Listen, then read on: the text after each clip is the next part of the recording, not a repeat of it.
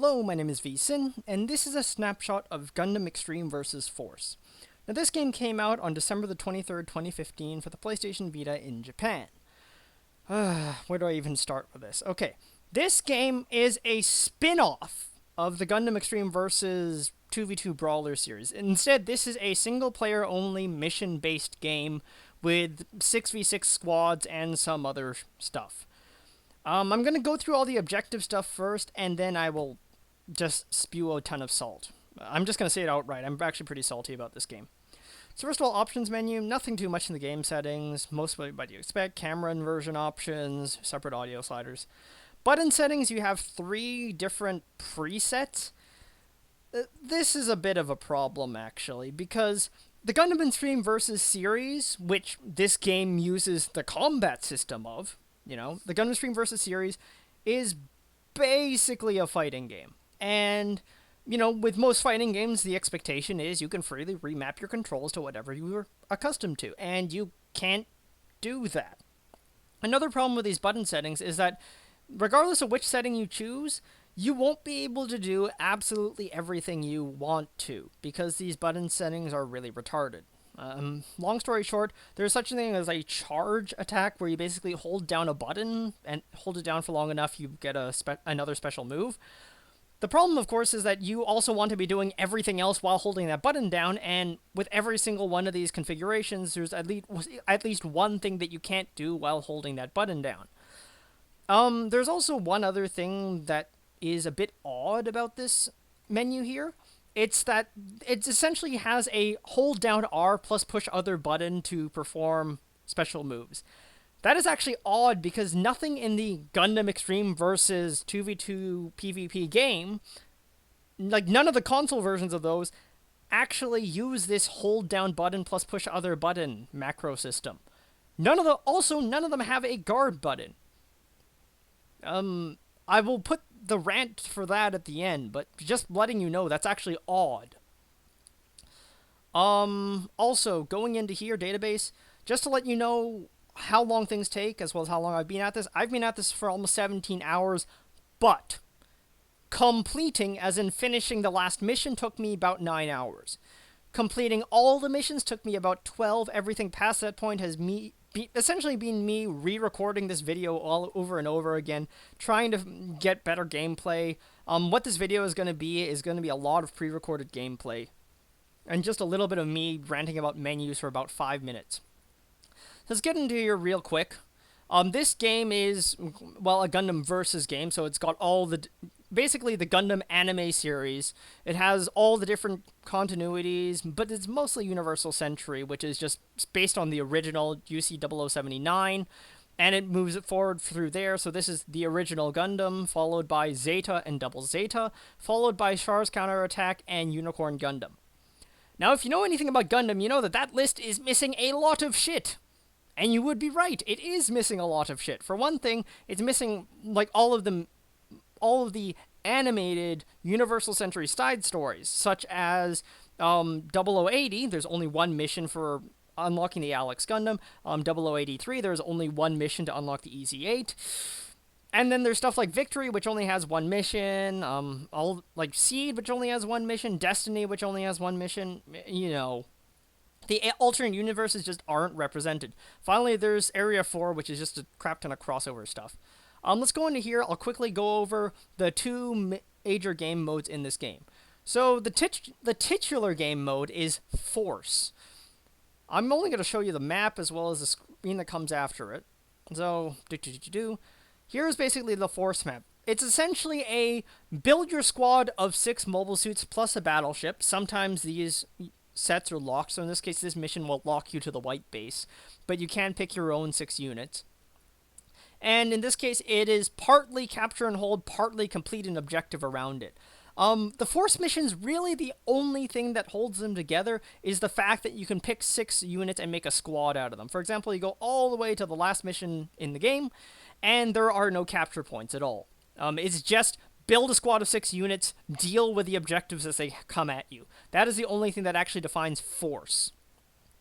For these missions, as far as I can tell, you are only capable of picking your own battleship. There are some missions where you can have your own special mobile armor, basically boss characters that are on your side, but you don't. None of them allow you to pick your own boss character to play along. You can only pick your own squad. Some of them are like restricted to 2 squads. Some of them have predetermined squads, etc., etc. The whole spiel.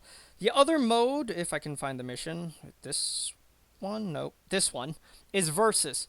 Versus is sort of like the classic Gundam Extreme Versus mode where you pick your unit and you go up against 2v2 battles. There is a stock system.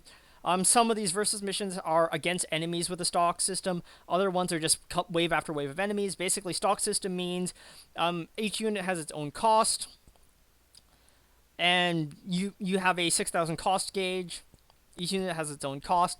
You gradually deplete the cost gauge over time, and sorry, and whoever loses 6,000 stock first is the one who loses, and the other person wins, sort of thing. Basically, it's a stock system. So as you can see here, you have all these various different units that you can pick. In this case, this is sorted by, you can sort by series or by cost. You can even see it in English in the top right. So I'm not going to show you the entire playable roster. I'm just going to scroll down real quick. That is the entire playable roster, which is actually tiny compared to Gundam Extreme versus Full Boost, but and that is, I'll save that rant for later. Over here you can see you can pick your battleship, but you cannot pick a mobile armor. Battleships basically, oh, by the way, all units can level up. Leveling up will give you various different perks. So I believe it's this. Link skills. Link skills are basically buffs to a given unit. As you level them up, you can get higher boosts, etc. You can also bring up each unit's moveset if you here, and you can look up and see what everything does. I wish I had found that out like 10 hours ago, but oh well. Anything else I want to deal with here? One last thing. Start advanced system. These are basically out of battle boosts that you could pay GP being the mission completion currency. And if you pay this, then you get a, in this case, 50% attack, 50% defense, 50% boost gauge increase, and 50% increase to force points gained through capture points. Yeah, they're basically on capture point maps. Capture points will generate, how much is it, like 200 force points per capture point or something like that? I can't remember exactly. Anyways, that's the basic overview of how the game works. I'm going to cut it here, and I will just show the rest of it as gameplay. Alright, so let's start by talking about what are the expectations of a game called Gundam Extreme Versus, right? Because, you know, it's called Gundam Extreme Versus, so let's talk about that first. What Gundam Extreme Versus is in essence a fighting game. I know that the pedantic among you will say, oh, it's not really a fighting game, it's a 2v2 brawler, it's this, that, and the other. Well, in terms of what people have for the expectations of a console portable port, what they expect is basically the same things as you would expect from a fighting game. Right? You would expect the arcade mode single player, right? Go sequence of battles against predetermined opponents. You have an expectation that you will be able to make your own custom match against an AI opponent. You know, pick yourself, pick your opponent, pick your map, go, right? You have the expectation that you will be able to access a training dump. You'll have, you know, to be able to practice. And there is some expectation that maybe there will be a single player, sort of like how Mortal Kombat has good single player, how Injustice Gods Among Us has good single player, how BlazBlue has good single player. Well, on those terms, Force fails completely. It doesn't have any of those. The only thing it is the single player. Just the single player component. There's no arcade mode, there's no custom match, nothing like that. There isn't even online mode, it's just ad hoc multiplayer against one other person, where you can do 1v1 matches, 1v1 with 2v2 where one character is an AI, and the force mode against another player. That's it. And it's ad hoc only. So, yeah, not much of anything. Now, of course, with that in mind, okay, with that in mind, why is that actually a problem? Well, the problem, of course, is that they called it Gundam Extreme Versus. And they're missing a lot of things here. Not just those features. They're missing the awakening system. The awakening system is fairly important. It's basically your super meter in Gundam Extreme Versus. And it also acts as a combo breaker. It also acts as a super mode for your character. It reloads your boost ammo, resets your boost gauge, and also gives you access to a special finisher move while in that state. Some characters also get expanded movesets during Awakening. You know, it's fairly important. And there's also stuff like the Maxi Boost system that's introduced in more recent versions of the game, where you basically have another super meter with another set of bonuses attached to it. Well, all that's missing. In fact, you know what else is missing? Two other notable things. Assist-type moves. 90% of the cast is missing the assist-type moves. You know, it summons another character that will do something for you, and then the character will vanish immediately afterwards. So it's really just an attack, but it summons a character. 90% of the...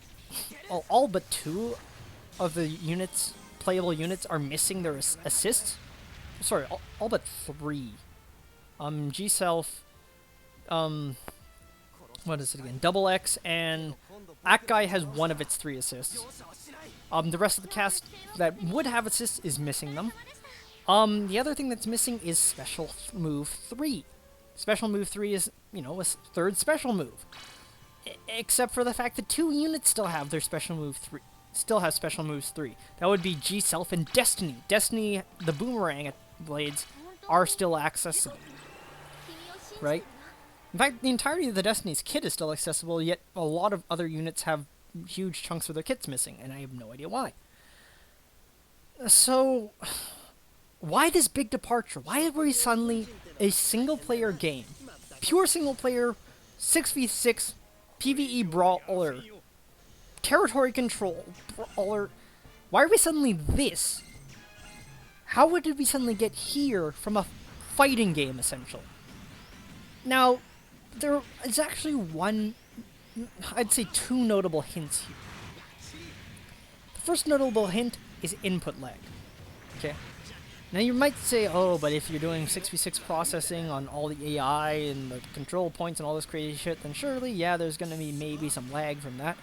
No, I'm talking about when you're doing a 1v1 against a computer-controlled opponent in what would really be a traditional 1v1 scenario in an arcade, for example, you're still getting this input lag. This matters, of course, because in a fighting game, you would expect no more than 1 frame of latency, because you can't really get any 0-frame latency. That would be absurdly difficult. But, like, you're expecting 1 frame latency, steady 60 FPS all the time. And this game cannot do 1 frame latency. Okay, even in a 1v1 situation against an AI opponent, it will occasionally have these big spikes in latency. It's not even consistent latency. Like at times it seems like it's 1 frame, and at other times it will just like ignore your input for a whole second for some reason.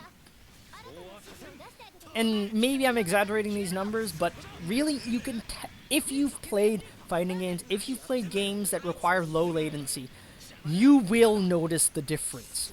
It is very noticeable. What that tells me is that they probably had difficulty reverse engineering the engine for this game to fit on a Vita. Because here's the thing about the engine. The arcade version of Gundam Extreme Versus literally, and I mean literally, runs on a PS3. Well, it's the PS3 chipset, but when the thing has an operating system that is the PS3's operating system, and the chipset is almost identical to the PS3, I'm calling it a PS3, right? So when you're taking it from the arcade to the PS3, pretty fucking easy. It's the same hardware. You're taking it from that to the Vita, with the consideration that this thing already is 1 ms latency, 60 FPS, looks really fucking good on a PS3 and in the arcade, it's kind of difficult. They probably did a lot of hardware-specific optimizations with the engine, so it's probably kind of difficult to make it fit on a Vita. And it's clear to me that with this latency in these 1v1 scenarios, they had trouble. Okay? I don't know what happened in the back end room, I don't know how long they took, but it's clear that with the product that they've currently pushed out, they could not replicate the engine to satisfaction. Okay? So if that is the case, then there's your justification why they decided to make it a single-player only title. Because they decided we can't get rid of this latency, let's rebuild the game with the consideration that this latency will exist. Okay, so let's talk about it as a single-player only game then. Let's call this Gundam Force. It's just a game called Force. What do we have here? First of all is the Gundam part. Now, I'm gonna go back to the Gundam Extreme Versus title, but there's the expectation that you would have a variety of series, right? You know, the Gundam Extreme Versus franchise has a ton of series. It covers all of the animated series. It covers a ton of side stories. Like, for example, it covers Crossbone, Ashtray. There's also Ashtray. What the hell is that thing called? I can't remember anymore. And I mean, it also has the original Gundam Exa, which is basically Gak's Extreme Gundam and the 4 forms of it, and the various different bosses and stuff. You know, there's a lot of shit. There's a lot of variety in there. And yet this game, not so much that it just has a small cast. I would accept that on technical grounds, actually. I'm actually really forgiving, to be honest. I would have accepted a smaller roster, but the way that this roster is concentrated is really weird, okay? Because it's concentrated on five Gundam series. The original Gundam, Zeta Gundam, Double Zeta Gundam, Char's Counterattack, and Unicorn. Now, why is this weird? Because on its own, these 5 series are basically a continuous story, you know? They all build off each other. The stuff that happened in the previous series applies to the following, right? Well, the thing is that, well, compared to the scope of the Gundam franchise, even just only considering animated series, that's a really tiny slice. Really tiny! You know?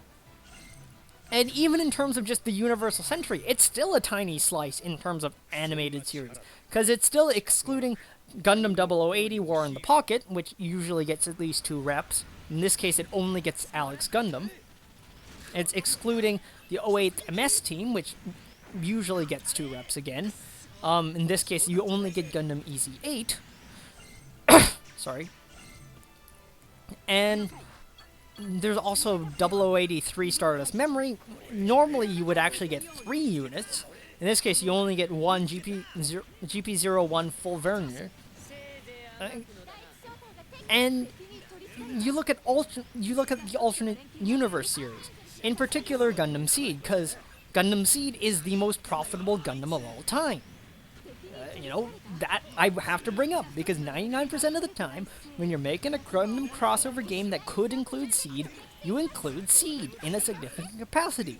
You just look at, for example, the Vita game Gundam Conquest V, which is a port of a mobile game. By the way, it actually sucks. The performance is awful and the selection is terrible.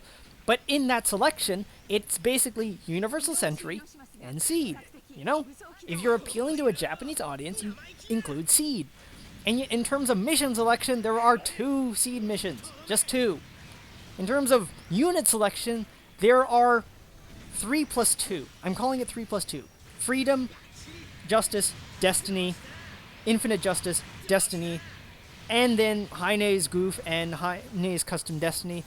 The Heine ones I'm excluding because the cover song for this game is by TM Revolution, and Heine Weissensfluss in Japan is voiced by the lead singer of TM Revolution, so I'm assuming they just wedged them in because of him. You know, like, the selection is tiny. I guess they slightly slanted it because the only battleship available that isn't Universal Century is the Archangel. I mean, like, for example, they don't have the Ptolemaios, they don't have, like, in terms of other alternate universe battleships. They don't have the Ptolemaios. They don't have a whole bunch of really tons of other shit. They're missing. There's so many battleships in the Gundam franchise, and they only have Universal Sentry plus the Archangel. They don't even have the Minerva, actually, which is interesting, but whatever. And so you look at the selection that you're given, and you can immediately say, well, with this sort of concentration, as a crossover game that's supposed to encompass most of the franchise, we're still only getting half a game here. We have the expectation from something called Gundam Versus that we're gonna get a good variety, yet it's nothing but the Universal Sentry. You know? And it's only 5 series from the Universal Sentry. And now with all these... And here's the other thing. With the unit selection, you have the original Gundam, which has... Let's see here. Gundam... Charzaku, Charles Gelgu, Niziong... Gyan and Akai, 6 units. Okay, fine, it's the original Gundam. Zeta has, in terms of playable anyways, Gundam Mark II Camille Edition, Zeta, Gundam Mark II Emma, Hyakshi Vio. 5, okay? Double Zeta has Double Zeta Gundam and Cubile Hamon's Cubile. 2, technically 1.5 if you put Hamon's Cubile in the Zeta category. And then suddenly you get to Unicorn, which is, you know, a fairly recent series. 6-episode OVA, 7 units. What? Yeah, Unicorn, Unicorn Full Armor, Banshee, Banshee Norn, Chaturya, Delta Plus, and Shinanju. What? And they also have 2 bosses, by the way. Shamblo and the, so far anyways, Vita exclusive Neo Zeong boss. What? It's really weird. What is with this, not just emphasis on the Universal Sentry? Why is it so heavily concentrated on Unicorn? Even the missions are fairly concentrated on Unicorn. Like, the intro sequence is fairly short, and it's just the original Gundam. Then the second sequence is split into Zeta and Double Zeta. And then, like, more than half of the third section is just Unicorn. Why are they concentrating so much effort onto Unicorn, specifically? So let me bring it to my third point. Who are they marketing this game for? Because that's the crazy thing. And this is just a theory, a game theory, but I think that this game, the end product was designed to be marketed for a non-Japanese audience. Okay? Here are my points of proof. Point number 1. No licensed music except for the title song. None. This is noteworthy because Gundam vs. Gundam Next Plus and Gundam Extreme Versus use a fuck ton of licensed music. Like, we're talking about the openings and endings for every single series is used in that game.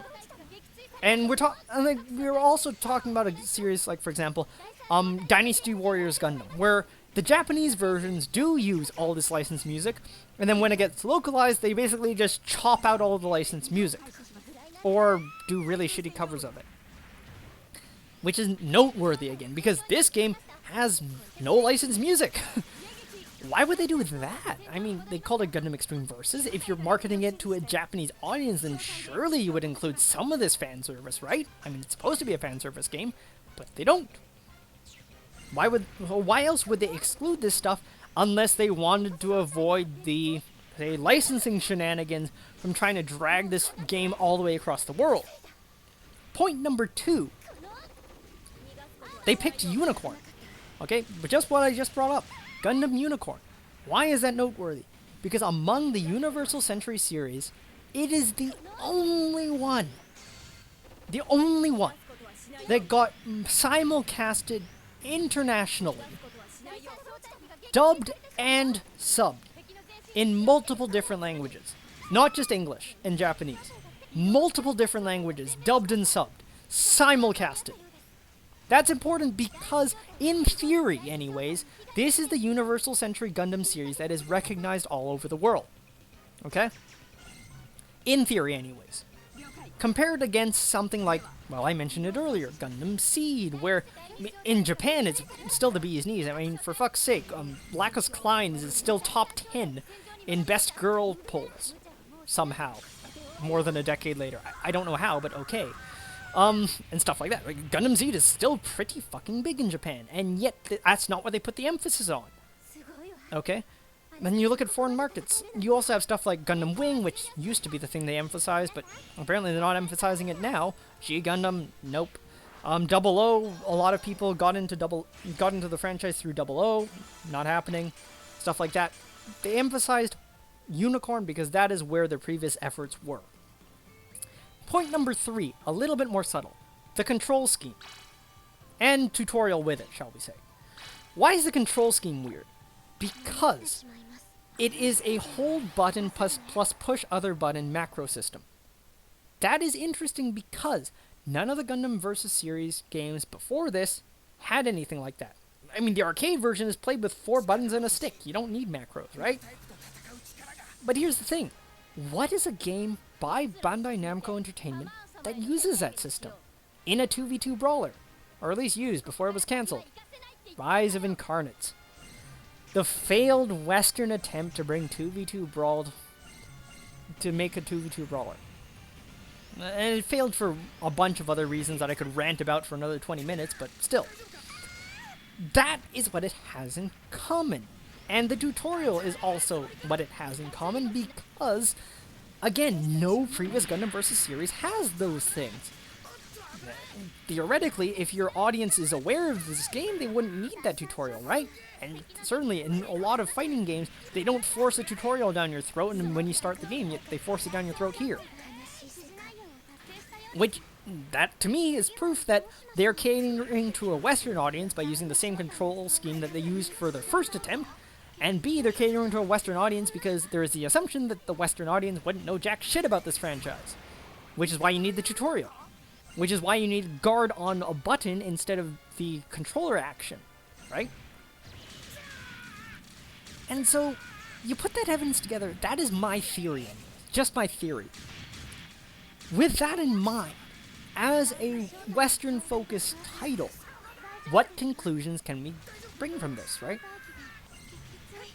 What conclusions can we have? Essentially, I'm going to start my TLDR. In terms of Japanese Asia version, is that worth buying? No. Absolutely not. 7,000 yen for 12 hours of gameplay is a fucking ripoff, okay? But licenses! But they avoided all the licenses! Okay, they avoided as many licenses as they could. There's no way that this is actually worth 7,000 yen unless they plan on releasing a ton of free DLC, and knowing Namco Bandai, that's not going to happen. Bandai Namco, that's not going to happen, right? So, in terms of, like, if you have a pre-order for the Asia English version, with the announcement of the North America European version, you probably should have cancelled anyways. Because there just isn't enough content to justify this sort of game, in order to justify the price. When it comes around to North America, Europe, however, thing is that the price of Vita games in North America, Europe is basically capped at 40 bucks, 40 euros. No, that's not equivalent, but really, regionally speaking, that's what they end up as. At that price point, with what I currently see with the game, could it be worth it? I don't know, like, in order to really enjoy the game for what it is, and let's just be completely honest, okay? In terms of what it ends up accomplishing with the Force system, it's actually decently entertaining. You know, it's decently entertaining. You can see in the background, there's some interesting stuff that can happen, right? You know, you're controlling your units. It is actually a reasonably difficult game, too, actually. At least when you're trying to learn what the Force system is, because I failed tons of missions, like, oh crap, my base died. You know, and you're learning this shit, and you're getting used to it. And so it's, like, I don't know, it's just like, in terms of value at 40 bucks, what we currently see could be valuable if you have no expectations going into the game. And the problem with that is that if you're a fan of the wide Gundam franchises, you know, which is a reason that you would want a Gundam crossover game, then you will instantly notice that what the fuck is this shit, right? Similarly, if you're a fan of the Extreme Versus series, your instant reaction is, what the fuck is this shit? So you're So the audience ends up being people who don't really have context about what this game should contain, and are willing to drop $40 for 12 hours worth of content that's pretty good. Pretty good, but not as good as what people expect from the franchise. Yeah. That's a really tricky value proposition because, you know, a game labeled with a major anime franchise attached to it generally means that you want to be at least a moderate fan of that franchise. You know, it's kind of like Sword Art Online Hollow Fragment, where you probably want to be a decent fan of Sword Art Online, or it's not really that fun, etc., etc. So, TLDR essentially is that even at its best, which is still reasonably good, this is a fan service game that, tackled from any angle that I can think of, pisses off fans. It's not a bad game, okay? It's not a bad game. But the main problem is that it's bad value at most price points that I can think of. So, Japanese version, no. Fuck no. Definitely not worth it. Asia English version, if they add free DLC, it could be worth it. North America Europe version with a consideration that is basically at like 2/3 half price, potentially worth it in terms of value. If they add a lot more free DLC, could be definitely worth it. But across most markets, I don't think it's really worth recommending until it gets a heavy price drop. If we're talking Japan, the Japanese, I don't think would be willing to buy this until it drops to like 3,000 yen. Asia might be okay at the 40 US mark. NAEU, again, 40 US, even then, that's really pushing it. I don't know, it just... The main problem is just... The TLDR thing I can say is that the main problem is that it's not good value. It's pretty good for what you get. Like, what you get is actually pretty decent, but it's not good value no matter how you look at it. My name has been VSin. Thanks for watching. There's a bit more gameplay in the background, and I'll leave you to that. I'll leave you to that.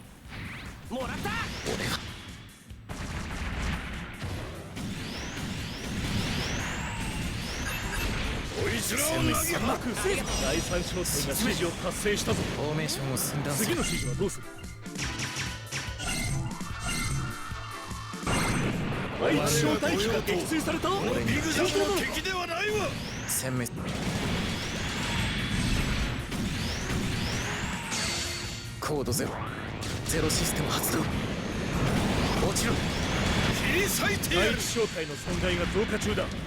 注意し、母艦が無事なのはいい。しかし戦場で何もしないわけにはいかない。第二小隊が指示を達成したようだ。次はどうする？フォーメーション。第一小隊が全滅。第三小隊が指示を達成したぞ。次の指示はどうする？第一小隊が戦線に復した。こちらでも不足した。俺が血を弱い者のためにまだ死ねんわ。よし、発光信号を上げ。ビグザムは私が預かる。私は軍人だ。ザビ家の伝統を作る軍人だ。死にはせん。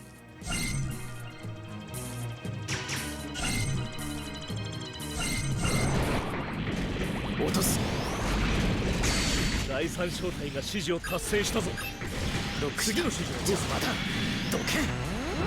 邪魔だ。どけ。第三小隊の損害が増えている。第一小隊が拠点を捨て、第三小隊の損害が増えている。大丈夫なのか？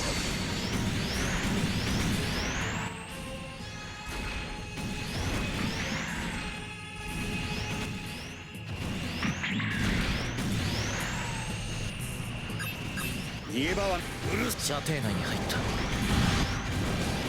当ててみせる。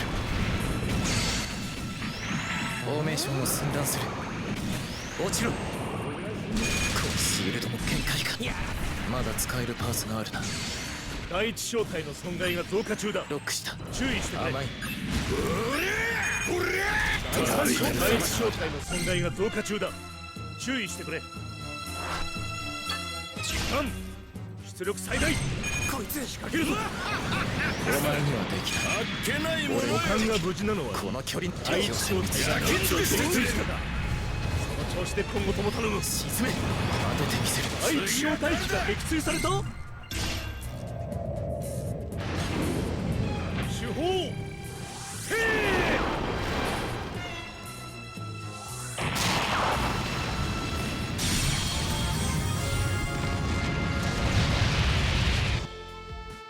任務完了。作戦成功。よくやってくれた。